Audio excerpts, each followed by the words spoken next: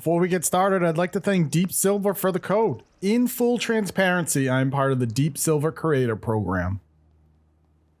Payday 3 is looking to capitalize on the success of its siblings, Payday 1 and Payday 2. Payday 2 was a massive success for developer Overkill Games and publisher 505 Games. Launching in 2013, Payday 2 saw critical and commercial success with scores ranging from 7 to 8 and a Metacritic score around 70 depending on which version you're looking at. Payday 3, however, isn't developed by Overkill Games and published by 505 anymore. Instead, Starbreeze Studio, who acquired the rights to the Payday franchise in 2016, worked on this game while Deep Silver is now the publisher. Payday 3 was launched on September 21st, 2023 for the Xbox Series consoles via Game Pass, the PlayStation 5, Steam, and the incredibly terrible Epic Games launcher. I want to give Starbreeze a quick shout out for their inclusion of crossplay across their titles. Being able to play on PC with my friends on console has made this game a lot more enjoyable. Now, if you're new to the Payday franchise, your job is to steal. Whether it's money or jewelry, you will want to fill your virtual pockets as quickly as possible. Each mission gives the player the option of going in guns blazing or stealthily taking out guards and cameras as you canvass the area. Eventually, things will get out of hand and will come in guns blazing. You'll need to shoot your way out of the building, load up your getaway vehicle, and take off. Now, before we dive deeper into the mechanics of Payday 3, let's talk about one of the biggest issues I've run into as I've played this game. Playing with randoms is a miserable experience.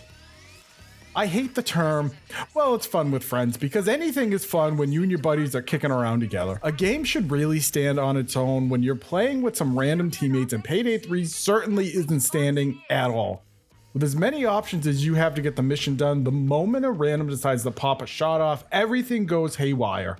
It is akin to allowing first graders to devour a 4-pack of pixie sticks and then trying to get them to sit down and sit still for reading class. When playing with friends, it's easy to sit in a Discord and plan out your attack. With randoms, nothing, not a peep. Even when I was in voice chat speaking to the team, no one interacts, no one says anything. It is incredibly frustrating and makes this game a chore. Okay, now that I have that off my chest, the gameplay of Payday 3 is pretty fun. I can't speak to prior Paydays, okay, because I've never played them. I can't tell you if 3 is better than 2 and what the differences are between them. Payday has never really been my bag. Haha, dad joke. So this is, excuse me, my first time jumping into the world. As I mentioned earlier, your job's to steal. How you do that is up to you and your teammates. You can enter a bank quietly, point out guards, point out civilians, creep through doorways, shoot out cameras with your silenced pistol, or you mask up, you walk in, you shoot a guard in the face, and you keep moving. It is really up to the team. Once you get your objective, it's time to get the loot out, which usually breaks down to bagging up your bounty and heading out to a getaway vehicle. Throughout this heist, you'll have options like zip tying civilians' hands together, taking human shields, or sending hostages out to increase your police assault timer. When that timer hits 0, the police will send in waves of different officers that you and your team will have to deal with. So here's the thing with the biggest issue with Payday 3, it's the matchmaking. It has been a complete nightmare since the game launched on September 21st. I've spent way too long sitting in matchmaking screens because there is no single player. Everything is connected to a server, and when Deep Silver servers don't feel like working, you're not playing. I've had this game since launch and I haven't been able to play it and do a proper review because of this problem. While the servers aren't as bad as they were when the game first launched, it's still an exhausting chore to load in and play your own game of will they or won't they connect. It takes away from the excitement of playing Payday 3 when you're sitting in loading screens or waiting to get hit with the dreaded Nebula error. And when you look at reviews on Steam, they tell the same tale of woe.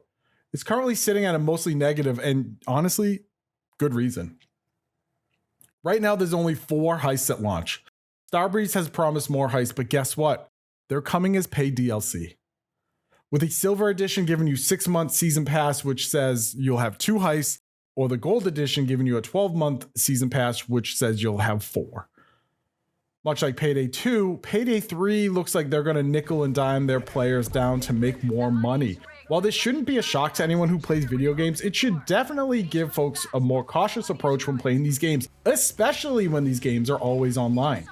When Deep Silver doesn't feel like running their servers anymore, your $40 plus is forever down the drain.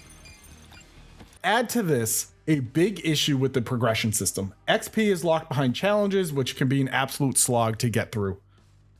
There are some like beat Dirty Eyes 60 times on normal or higher, which will give you 170 IP. IP is used to level you up and unlock vendors. There is seemingly no way to get more XP than doing these challenges. These challenges mask a thin content pool and are designed to make you replay the same heist over and over and over, which will make statistics look good for Deep Silver.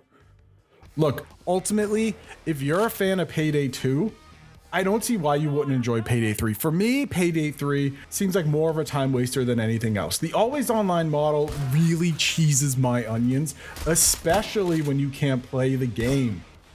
Again, I got this game from the Deep Silver Creator Network, which I'm probably going to be thrown out of now, but I don't care. So I didn't pay for the gold edition. It was given to me. I don't know if this is a game that I'll even go back to unless I have some friends that want to play it. I don't want to play it with randoms. I don't.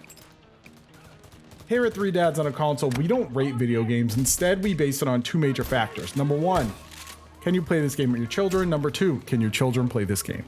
The answer is no. The heisting, violence, language, all of it isn't recommended for a child who isn't 12 or younger. While an older kid could watch you play it, I'm not sure that an older kid could handle some of the complexities that Payday 3 brings to the table. It isn't your standard FPS where you just drop in and you have your gun and you just start shooting.